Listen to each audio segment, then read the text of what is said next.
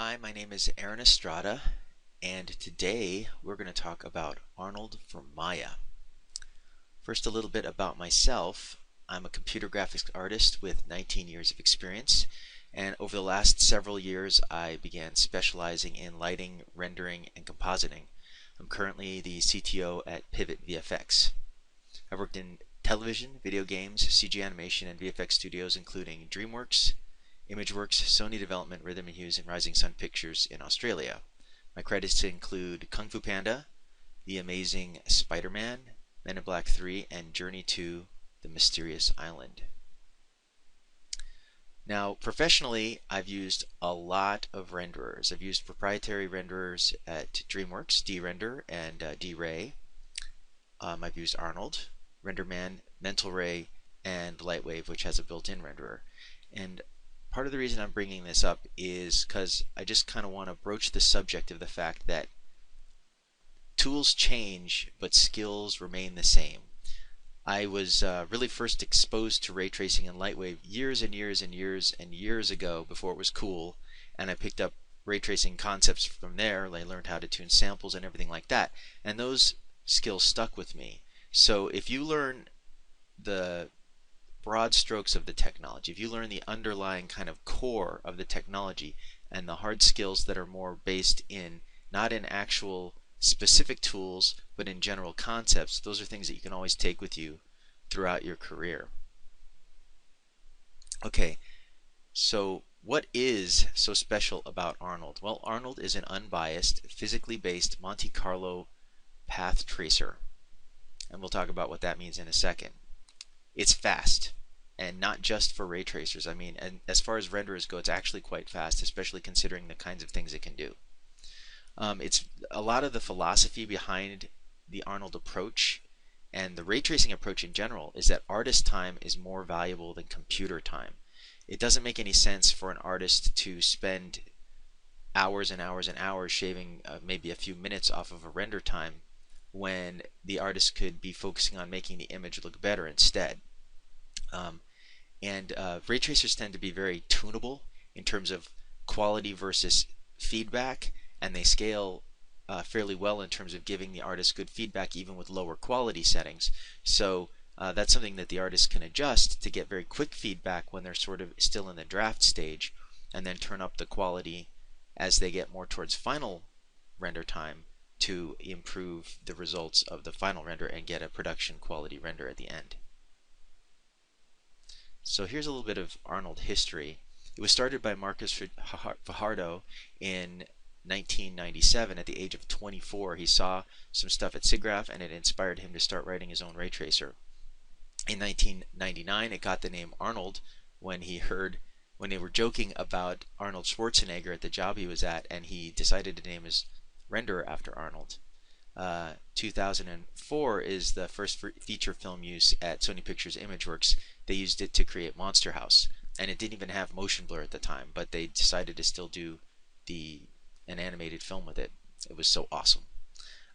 Solid Angle was founded, I'm not exactly sure, but around maybe 2009, 2008. Marcus decided to finally commercialize the code base, which had already been in use at Sony Pictures, and he'd been developing it in collaboration with them, but it was time for him to finally go out on his own and start to commercialize it. So sometime around maybe 2011, 2012, it's hard to say, commercial versions started to sort of trickle into the wild. Part of Solid Angle's strategy has always been, it seems, to sort of cater to expert users that kind of know what they're doing and don't need a lot of hand-holding and support. Now that the code base has really matured quite a bit, and they've started to create translators for all of the different commercial packages, they're starting to sell it to the general public as well. So what is unbiased Monte Carlo path tracer? It really helps to have pictures to sort of show this. So we're going to use Solid Angle's own illustrations to show how path tracing works compared to, say, like a traditional scanline renderer. Now, by comparison to a scanline renderer, in a scanline renderer, everything is angle based, which means that if you see the angle of a sphere or something like this, the renderer calculates the angle of that face facing the camera, and based on what's called a shader, which is a small program that runs, which calculates the angle of the light compared to the angle of the camera and the angle, or the angle of the lighting, the angle of the surface, and the angle of the camera. It shades, it figures out what color to paint that pixel. And it does this all in a non ray traced context, meaning it's not actually tracing scenes into this very deep into the scene. It's only doing it via this angle based direct visibility model to convert it into pixels and in a scanline form. Ray tracers, by comparison, actually simulate light transport by shooting rays rather than doing a simple visibility test just based on angle and Z buffers and stuff. They actually trace rays deeper into the scene, and they can actually model them bouncing around in the scene to create a more sophisticated light transport effect. In the case of a path tracer, this image illustrates it pretty well. The grid of pixels here would sort of represents the anti-aliasing grid, or the pixels that need to be sampled in order to be anti-aliased.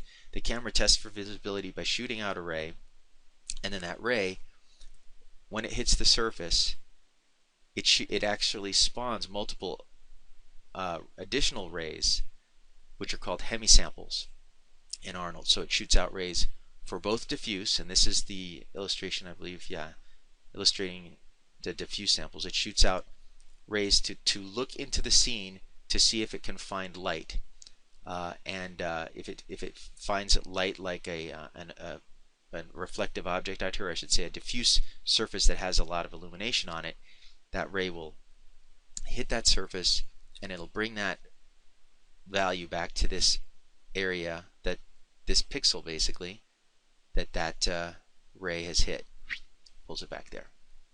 So keep shooting out those hemisamples. Every time one of these anti-aliasing samples is triggered, if you have, say, for example, this seems to be illustrating this particular ray is shooting out 3 hemisamples. Every time that pixel sample, that anti-aliasing sample is triggered, it will shoot out 3 hemisamples.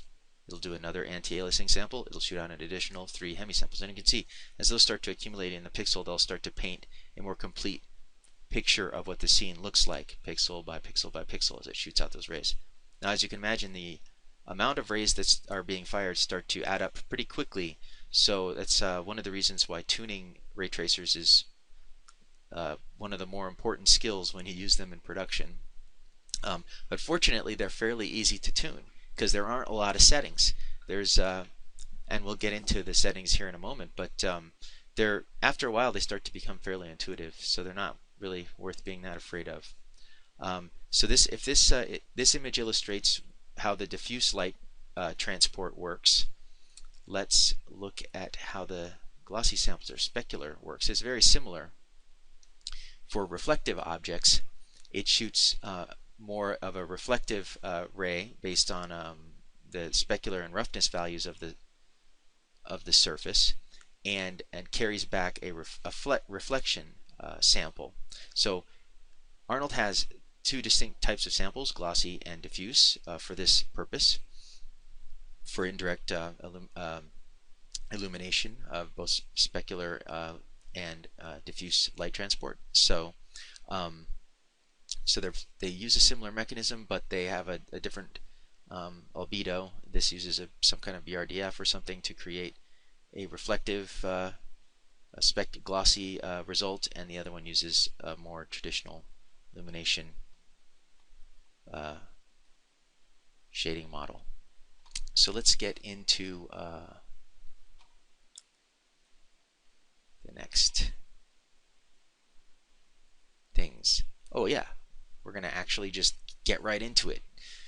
So since this isn't really a super comprehensive demo on, or comprehensive training on everything, it's more of like boot camp, like let's just get into Arnold for Maya and make a picture really quick. We're just going to jump straight into Maya, and we're going to open up Arnold, and we're going to just start going nuts with it. And one of the most important, in my opinion, one of the more important details to get right is when you're just setting up a scene, is to make sure that you have it set up correctly for a linear workflow, because by default it won't necessarily be set up right for you, so you have to make sure you get it right.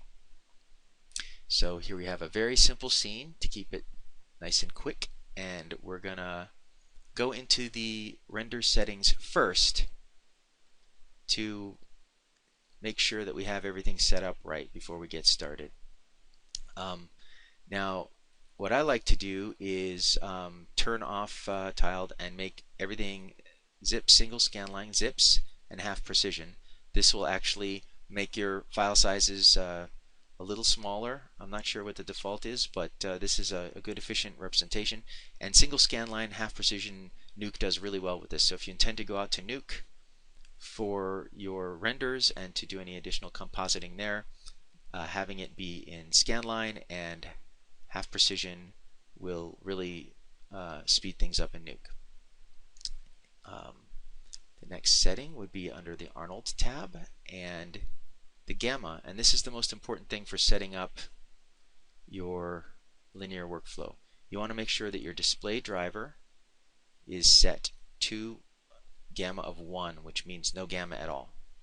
And then you want to set textures to 1 as well, because your textures should be linearized already. If you should either linearize them yourself using the texture make tool, or you can linearize them in the shader. So now you've pretty much set up the Arnold part of linear light. The part that you need now is the render view part. So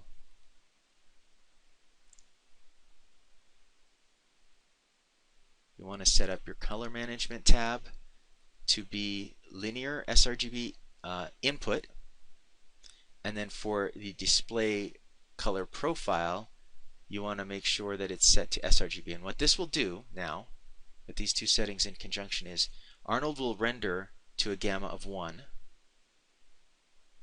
and the display profile will expect a gamma of 1 or no gamma, linear, but then it will apply a proper gamma correction for your display, which is sRGB, to make sure that what you're looking at in your render view is properly gamma corrected for your monitor. So this is kind of important, because if you don't get this right, you'll notice odd behavior in the renderer, like what we see here. Lights won't seem to fall off correctly. Textures will not seem to be the right brightness. They'll seem too dark because the gamma is off in them relative to the render engine. So really what you're striving for is to make sure that all of your textures are linearized coming in, that your linear calculations are all occurring correctly, your output is linear, and that you only apply a gamma correction to look at it on the output. And preferably we want to store the images in a linear format as well. So if you render them out to EXR with no gamma baked in, they'll come out as linear, and you'll have that nice, awesome linear workflow that you can take straight into Nuke, and everything will just work fantastically. So I've dropped a basic directional light into the scene just so that we have something to generate an image with. But before we get into lights, in order to really understand how Arnold works, we have to dive into render settings, or the sample settings for it, which is a very important part of sort of understanding how to tune Arnold and getting the best results. So starting at the very top of the samples, this is under the render settings Arnold render tab, is the anti-aliasing samples. And anti-aliasing samples are sort of like the Uber slider for quality in the scene. If you'll remember back to when we were looking at the way that Arnold samples the scene, for every anti-aliasing sample it shoots into the scene, it will trigger these other sample types when it hits the surfaces. This increases the amount of samples being shot into the scene by the square of this value in here. So 2 doesn't mean it's shooting 2 samples. 2 means it's shooting 2 times 2 samples. 3 means it's shooting 3 times 3 samples, or 9 samples. And 4 times 4 is 16, and so on as you go up. So as you can imagine, the amount of anti-aliasing samples being fired increases quite rapidly as you slide this slider up. And as a side effect of that, or as a result of that, the amount of diffuse, glossy, and refraction samples that are fired into the scene start to increase very rapidly as well. So just keep that in mind when you're adjusting these samples settings, because it starts to add up pretty quickly. Now, one of the tricks that most of the pros that I know use in the business is to keep these samples actually fairly low unless really required to get better results, because the AA samples will start to fire off so many more of these hemi samples as you turn up the quality here that you don't really need to turn these settings very high. The goal should typically be to try to keep the hemi samples as low as possible and still get the sort of desired quality that you want. So let's talk a little bit more about how these improve quality. Unfortunately, this is sort of a shiny scene, so diffuse isn't going to be so obvious, but here's a situation where you can see that there's some noise coming from the diffuse samples. So if I do a region render there and turn up my diffuse hemi samples, you'll see that that starts to smooth out. Now I've still got my AA samples very low just to help illustrate the increase in the quality as we turn that up. There we go. And then the diffuse samples have started to, hemi samples have started to really start to smooth that out quite a bit. Now this is a setting that you would almost never use in production because it's quite high. As you were to turn up the AA samples, you'd start to see that your render times would get maybe brutally slow. Anti-aliasing samples are also linked in with the motion blur samples. So as you turn up the anti-aliasing samples, you'll also have the effect of smoothing out the blur. Now I've got to refresh Arnold here or IPR to retranslate the scene so that it gets the motion. And you can see with this low amount of anti-aliasing samples how coarse the motion blur looks. But it's using the same samples that it would do for anti-aliasing to also sample the motion blur, which is actually quite an optimization. You're getting double duty out of those samples. So as you turn up the AA samples, the motion blur will start to smooth out. Rather than getting all tedious and going forever, I'll turn it to more of a production quality sort of setting, and you can see that the motion blur started to smooth out quite a bit. So motion blur and anti-aliasing samples are the same in Arnold. Let's see. No reason to talk about this much more other than you may have to turn up glossy samples depending on your scene. If you have a lot of soft reflections, you may need to turn glossy samples up quite a bit. One of the workflow sort of optimizations that you should think about is don't start tuning these samples up until you're ready to start honing in on your final quality settings for your final production render, and don't overtune these. Don't turn them up too high until you know what your AA samples are going to need to be. Most of the places where I've worked, or the only place I've ever worked actually, was ImageWorks, which uses Arnold full time. They don't even really touch these samples. Usually turn them much higher than 1 unless absolutely required, and they really use a lot of anti-aliasing samples to get motion blur to render smoothly. So they tend to really weight how they shoot the samples into the scene to be more based on AA samples. Let's move down the list a little bit more to look at another important setting for the render times and quality, which is ray depth. Ray depth is how deep a ray will shoot into the scene or propagate into the scene. So if you have for each ray type, so in this case let's talk about diffuse, this will be how far a diffuse hemisample will bounce into the scene. So that's 2 bounces, 1, 2. Glossy would bounce 1, 2, and reflection, etc. These what you set here is really going to depend on the content of your scene. A diffuse depth of 2 is pretty much almost always adequate. There's Some situations where it's not, I would say read Arnold's excellent documentation to help you determine when it's appropriate to turn those up. Glossy, again, 2 is frequently adequate, though not always. Reflection, if you're talking about sharp reflections, 2 is probably not adequate.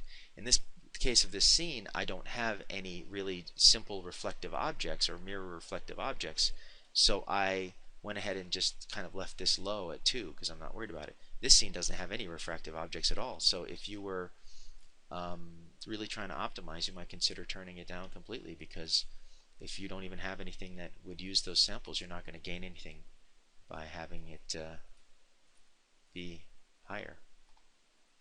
So that's the basics of what you need to know about samples and ray depth to really keep your render times under control. The total ray depth here is how far a ray will be allowed to propagate of any total amount of bounces. So all these added up basically. So let's talk about lights. Now that we've spoken a little bit about the globals, let's talk about light settings. And I'm going to turn up my quality settings just a little bit more so that we can sort of get a better look at what we're doing. Now I'll leave it where it is as we talk about lights. So we've already got a distant light up, so let's talk about that first. Arnold can translate all of the basic Maya light types, but it also has some light types of its own. So it can translate directional, point, spotlight, the area light, and the volume lights, but it also has its own area light. It also has a sky dome and a mesh light and a photometric light. So we're not going to talk about all of these just because I can give you, they have duplicate controls and the documentation covers them well. So rather than talk about all of the things that they pretty much have in common, we're just going to talk about some of the lights that are sort of special that have the same controls that they all have in common, and then look at some of the ones that are a little special, like the area light and the sky dome, that have special controls that you might really be particularly interested in. So first things first, we'll talk about the distant light. The distant light, we'll start at the top. This is the regular Maya attributes. You've got color and intensity, and emit, diffuse, and specular. So you can actually disable its ability to emit diffuse or specular light if you like, if that makes sense for your needs.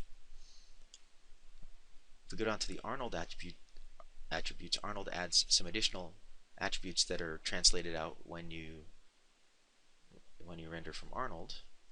Let's get this cool color temperature slider, so you can actually use color temperature to adjust the color of the light. So let's adjust this to like a sunlight type of color, 5600K, let's say. The exposure control will change the brightness of the light based on stops of exposure. So it's a great way, especially when you have lights that have inverse square fall off, to use a powers-based light adjustment in order to adjust your brightness. So the workflow I like to do is set my basic intensity to get the illumination to look right given the inverse square fall off of the lights. Distant light doesn't have that, but the other light types will, as you will see. And then I like to use exposure to do my final tweaking.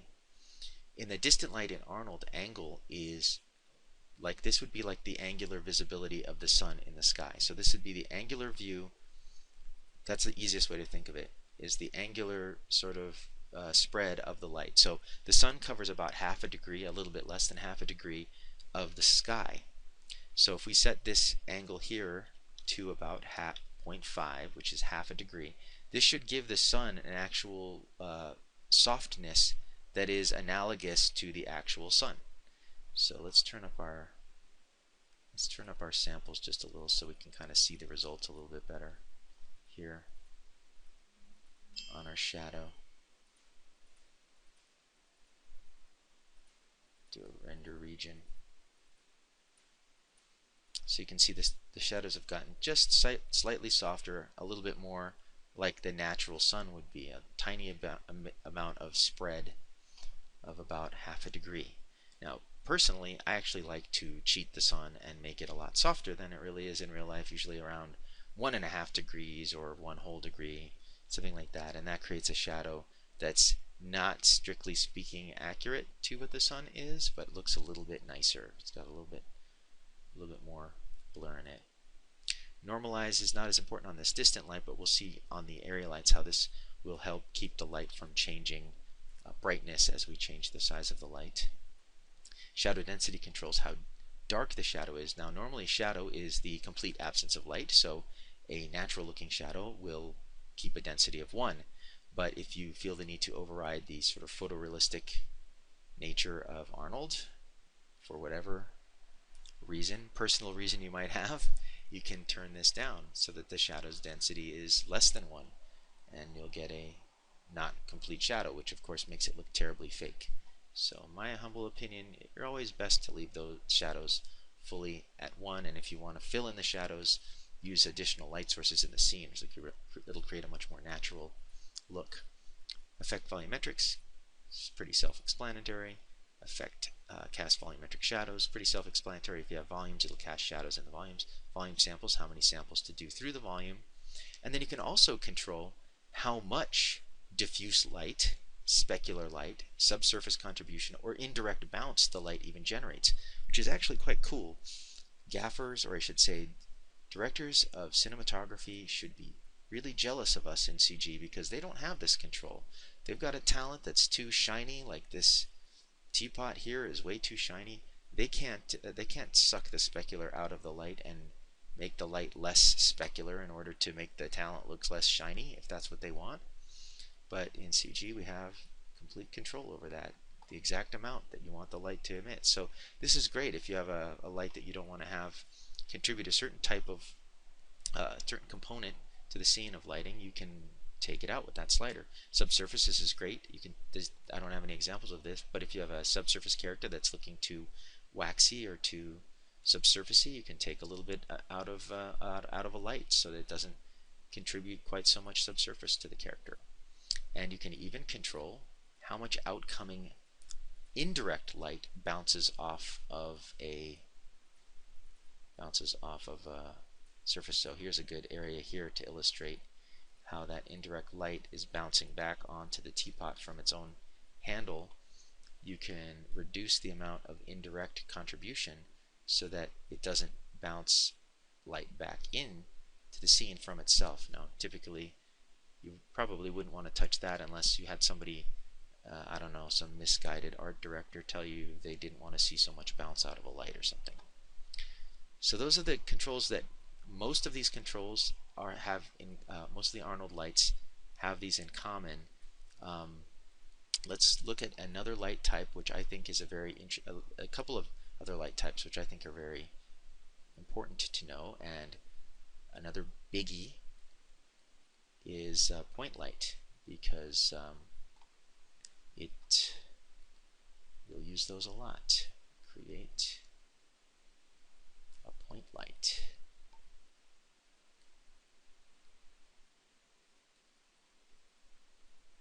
Try to put this in a reasonable place in the scene so that we can actually get some interesting stuff out of it. Sort of in between all of these pots here.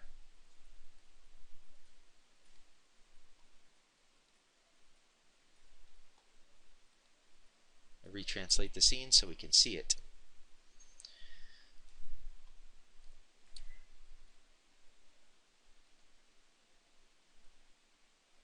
Now a new control that we didn't see in the previous distant light is the decay type, which is the fall off type of the light. Arnold by default uses a quadratic, which is a natural inverse square fall off, just like a real light has. Oh, we didn't talk about samples, so let's talk about that a little bit when we talk about this light source. You can have a decay rate. This is the Maya decay rate control, you're better off using the Arnold specific attributes if you're working in Arnold, so that there'll be less ambiguity about how it translates out. So let's make this light. Let's make this light kind of like a fire or something. So it looks like a little fire glowing in between these. And we'll turn up the brightness just a little bit.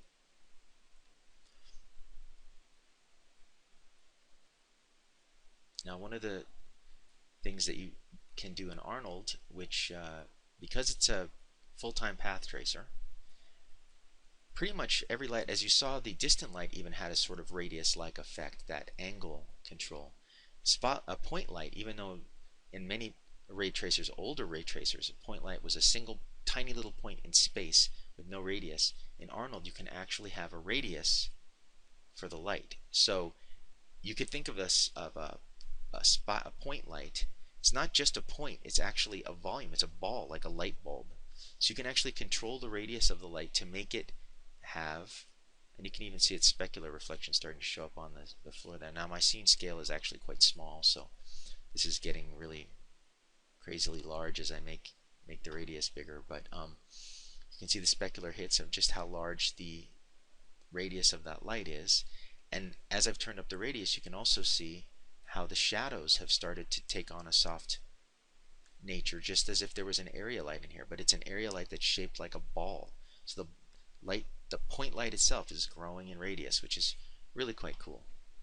Now, one of the things we didn't talk about before was light samples. I mentioned it when we were talking about globals, but this is how you can control the quality of a shadow. So this shadow's quite extremely soft, so you can see it's picking up still getting a little bit of noise. So this might be a situation when you had a really soft shadow that was being not quite adequately sampled, where you might consider turning up the light samples a little bit to get the shadow to render more smoothly. So that's where the light samples live, and that's what they do.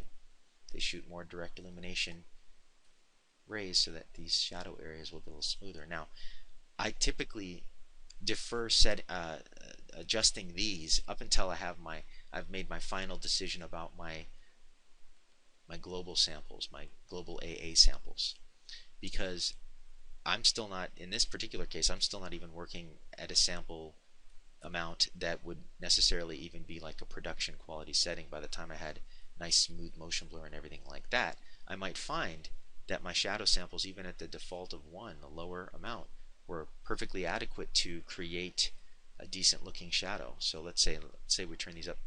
5 is almost always where you would start to get decent looking motion blur. And then you might go up as much as, I know the Arnold documentation says as much as 16, but I've rarely seen that in actual production because the render times get quite brutal at that size. But maybe even 7 in a really kind of extreme, 7 or 8 in an extreme situation where you need to get very smooth motion blur. And don't forget, it's kicking off samples of each, it's kicking off hemi samples each time it fires an AA sample here. So yeah, motion blur started to get pretty smooth here. And by the time we have that many samples going into the scene of all these hemi samples, all the shadows and everything start to smooth out. Let's look at an area here that had a lot of shadow. And you can see even on this machine, which is not the fastest machine ever, still an old 4-core machine, but its render times are starting to creep up here. But yeah, see, everything starts to smooth out just by AA samples. So I did not need to tune up my shadow samples in the end in order to get a good result. So that's just as a workflow detail.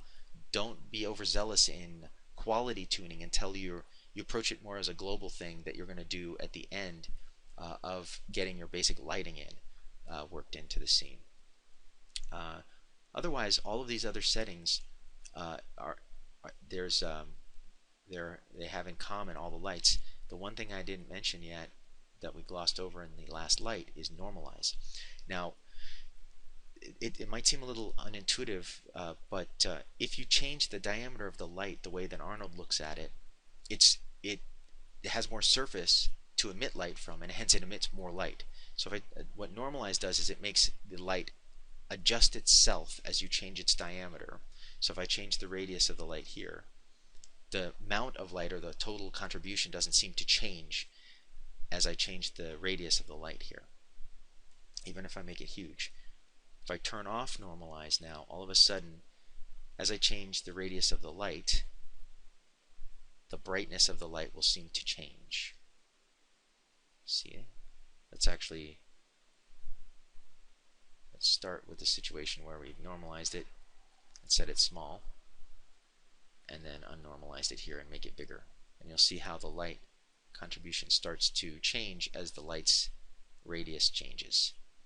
So this normalizes is more of a convenience for you, so you don't have to constantly keep adjusting the light to change it for its radius. Arnold will do that for you.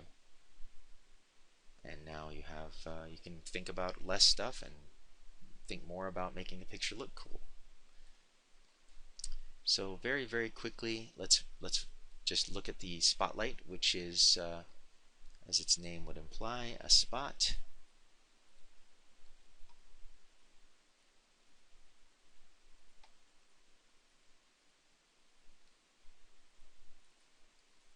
Go out here into the scene and move that puppy around a little bit. Now, spotlights is probably what you're used to in terms of if you've used, especially if you've used scanline renderers, which it's like the only sort of light that they really, for a long time, did very well with, was a spotlight.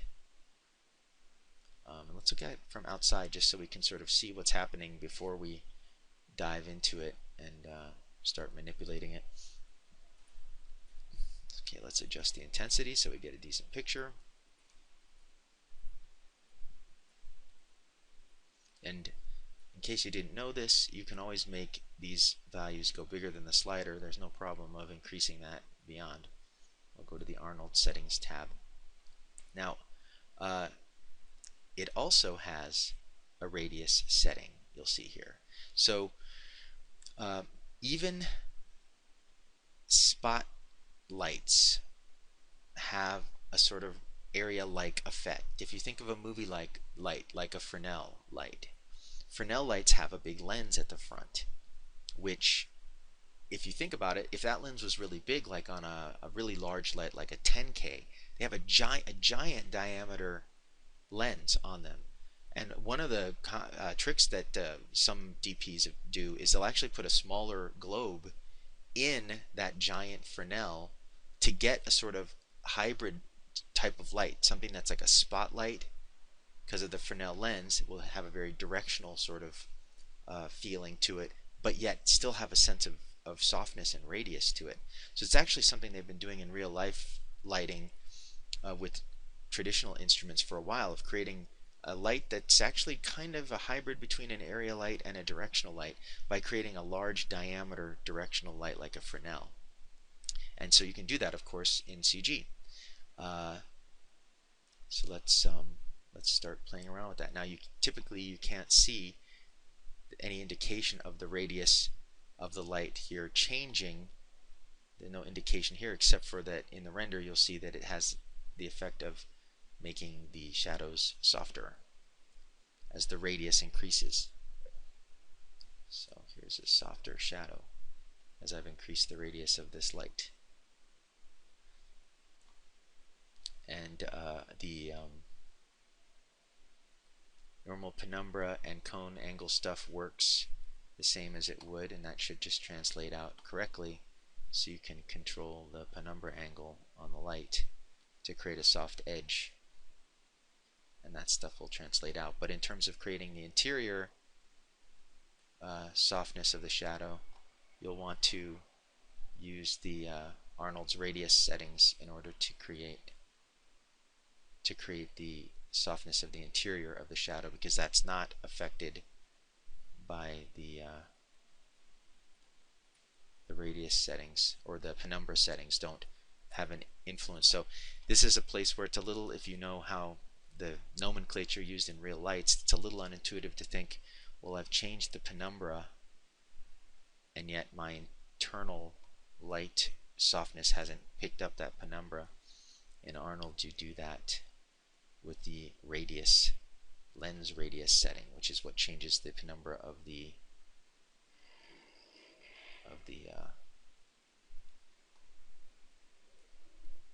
shadow. Sorry, radius, not lens radius.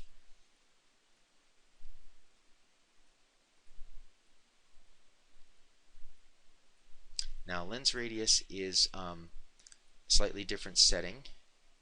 Let's turn off penumbra.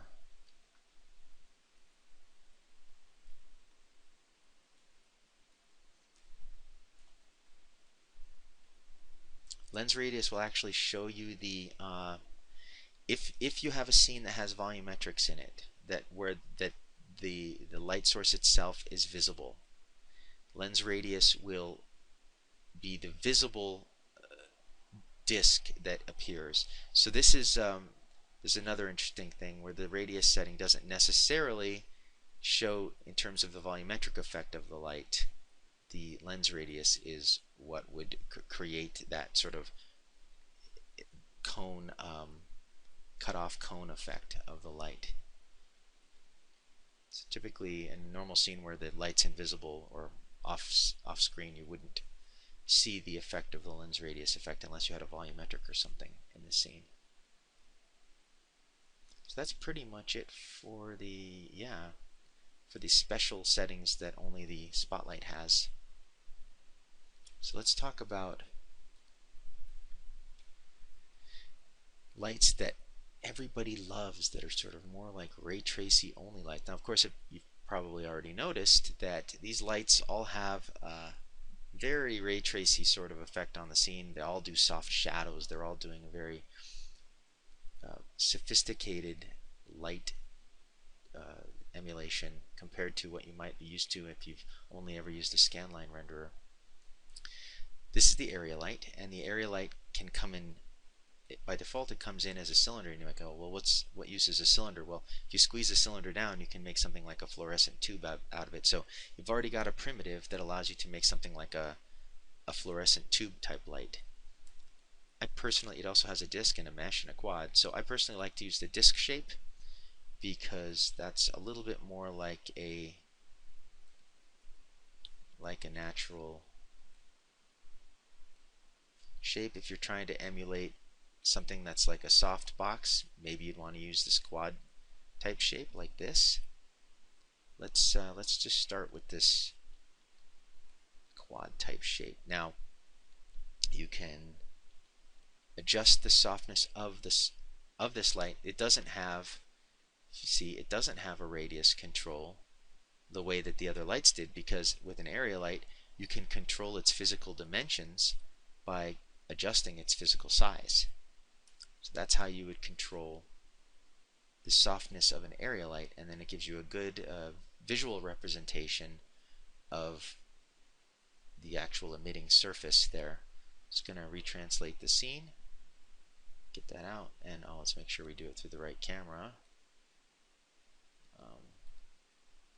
Retranslate the scene so we're looking through the camera, and let's adjust the light so just we can see what we're doing a little bit better.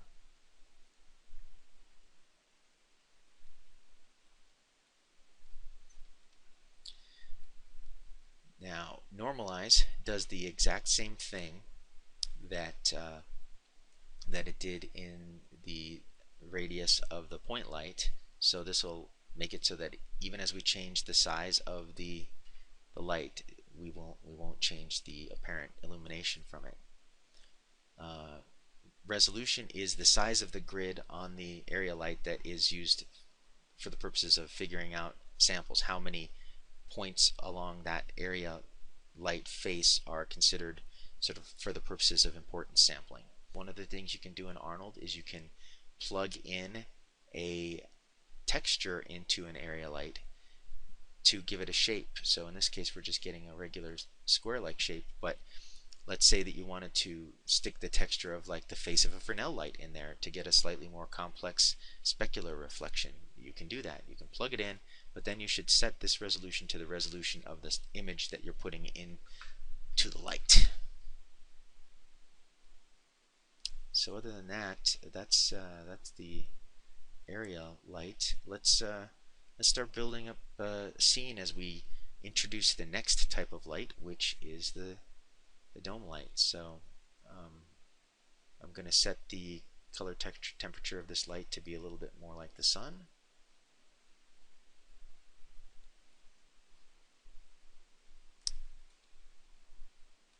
Retranslate the scene, and let's drop in Now the size of my light is a little bit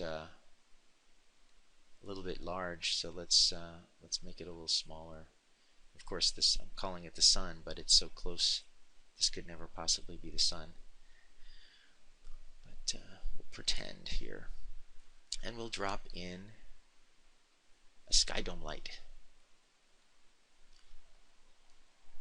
So as you can see, make the sky dome light sort of the color of a daylight sky. Might be even a little bit cooler than that. Just gonna exaggerate it a bit, 10,000 Kelvin, and we'll turn down the intensity just a smidge. But so the settings are very similar to an area light in that you have a resolution for it. But other than that, and this becomes important when you add an image. So what we're going to do now is, rather than using the area light to create the sun, and right now this is creating a big dome that covers the whole scene and is emulating the skylight. So you could think of it like a giant area light. Really, it just happens to be shaped like a ball that you can put over your scene. You can also map an image into it. So let's map an image into there, and we will make this to 100% lit only by an HDR scene. I'm going to delete the area light. I'm going to go back to my skylight, and we're going to plug in oops, not for temperature, for color. Plug in an HDR. This is a regular file texture.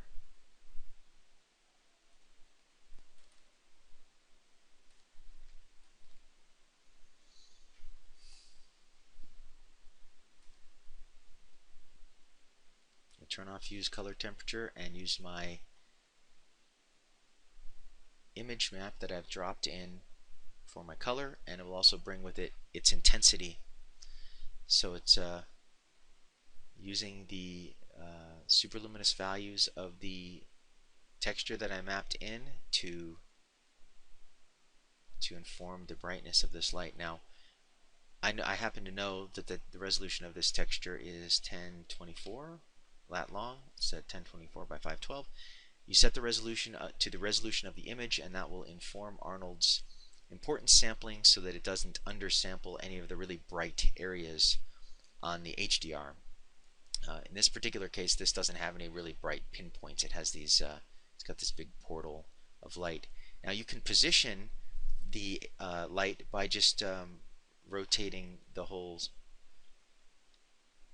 dome around. So if I spin the whole light sky dome around, you'll see the specular, in this particular case, that big reflection of the portal in the scene will sort of move over, and the light will start coming more from that direction.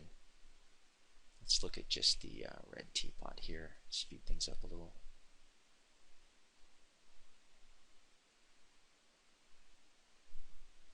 I can adjust the brightness. I turned the intensity down before when it was just a sky dome, but now this will turn it up to 1. This will make it so that it's pretty much the same intensity that I had calibrated in my HDR.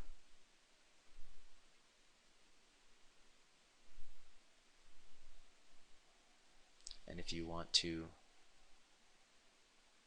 take it up even more, take it up a little more. Make this look a little bit more punchy. There you go. So that's the basics of image-based lighting. I mean, once you have an HDR in the color channel of the sky dome light, you're essentially creating an environment based from HDR, and samples could maybe use a little bit more here. But again, like I said, I would typically defer turning up the light samples until I figured out what my actual AA samples for my real render were going to be before we try to start tuning out any of this noise. So let's go through that really quick here just to see what this is going to look like. I'm going to turn these up to start with some production-like samples, like around 6. Now I'm going to mess around, see if everything starts to resolve or converge nicely. And if so, then that means, that would be good enough. I wouldn't even have to touch the defaults here.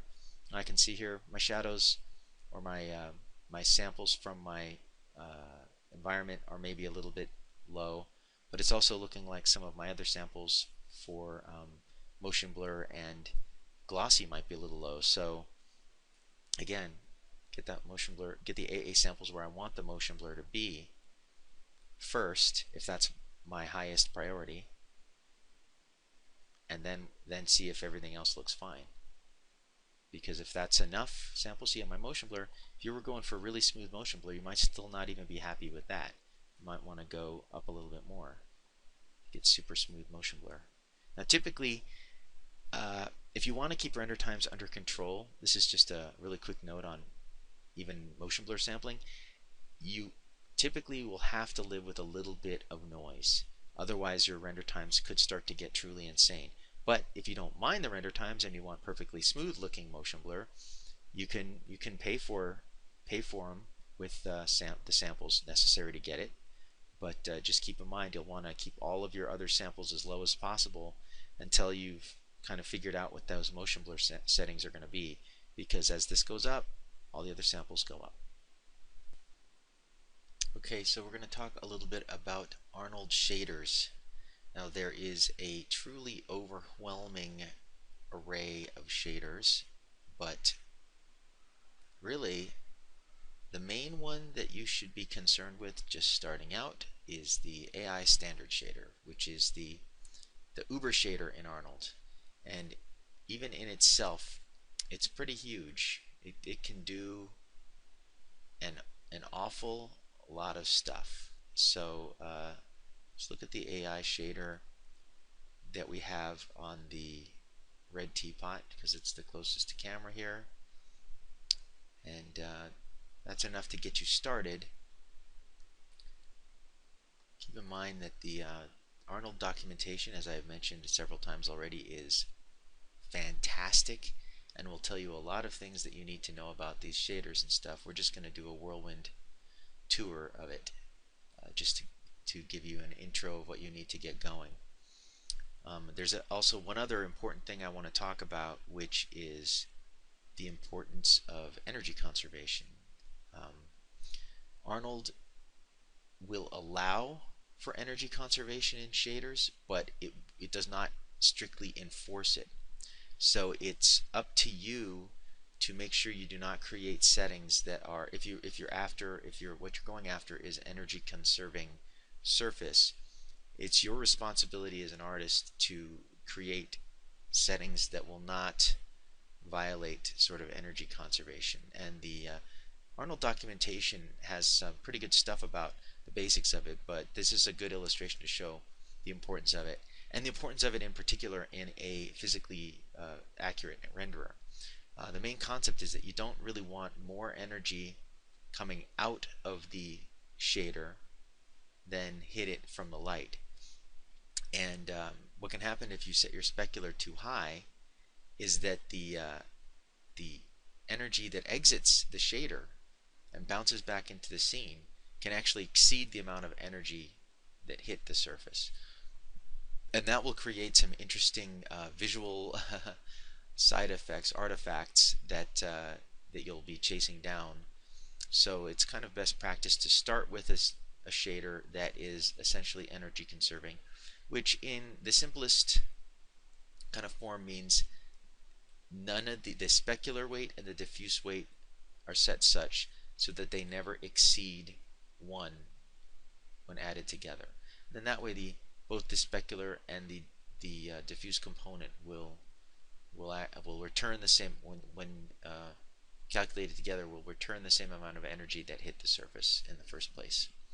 So meanwhile, let's go back to my scene and look at my shader, which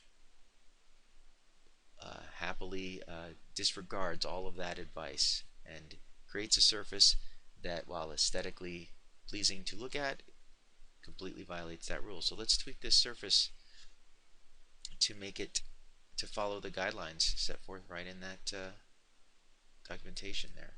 So now I've set my specular weight to, so when added to my diffuse, it does not exceed 1. And now this is physically correct.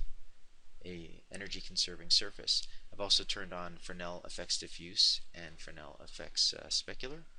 So those are also being weighted by the Fresnel equation. So let's start at the top, and I'll explain a little bit more about Fresnel, the Fresnel equation, and the Fresnel's law. So obviously we have color, which sets the color of the surface. The diffuse weight, which sets how diffuse it is. So if I set this lower, we'll see that the surface seems to get darker even though it's got a red color set on it. It's going to not return as much of a diffuse component. Roughness is the roughness of the diffuse surface. So this will make it look more clay-like or more Phong-like, depending on which way you go. So this will be very flat-looking material, very rough-looking material, more chalky or clay-like, and this will be more of like a normally weighted diffuse. Backlighting, so if the thing is backlit, how much it transmits through. And then Fresnel affects diffuse, and we'll hold off on Fresnel till we get a little bit into specular because it's a more intuitive to understand in specular. So the specular color, what it returns in specular. If you just leave it white, it will reflect basically whatever it is reflecting in specular without tinting it at all. But if you add a color to this, it will tint the whatever it returns by that color. So you could maybe use this if you wanted to create like an iridescent effect or something like that. But typically you will want to leave that just to be white. The BRDF, or what type of specular model to use, and the documentation explains the differences a little bit more.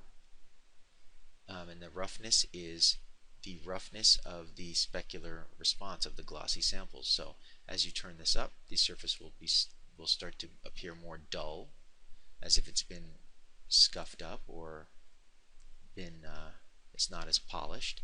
And as you make it less rough, it will become more shiny and more mirror-like. And then let's talk about Fresnel now that we're here. So the Fresnel equation defines how physical surfaces reflect light. Curved surfaces at glancing angles are nearly fully reflective, and Fresnel's equation describes that reflectivity along the facing ratio of a surface. So the more glancing the angle, the more reflective it is, up to the point where most hard surfaces get almost entirely mirror-like, not quite mirror-like, but almost entirely reflective along the edge there. But even if right along their normal, what's facing straight at the camera, even if they're not very reflective, they'll become more reflective along a glancing angle. So turning on, checking off on Fresnel here enables that, and you just get it automatically. Back in the day, before physically accurate renders, you had to wire up gradients and all kinds of complex things to get that. You get it with the checkbox here. Reflectance at normal is how much it's reflecting at the normal that's facing straight at the camera. The rest of these controls, they get quite deep, and the shader is quite huge. I recommend that you look at the documentation if you want to learn more.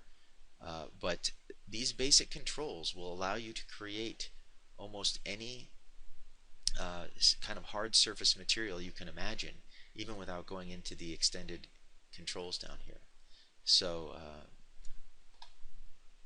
I'd say open it up, try it out, try some of the preset materials, and read the documentation and experiment with it, and you'll learn quite a bit. But if you want an energy conserving shader or surface, just be sure to make sure that these two don't add up to be more than one as a starting place, and you'll still have a physically energy conserving surface that won't create negative consequences in Arnold in terms of its hemi-samples. So that's pretty much it for the Kickstart sort of boot camp version of getting started in Arnold. Hopefully that'll give you enough that you can get some geometry into your scene or some animation and start rendering pictures. I'm Aaron Estrada. It's been great talking to you.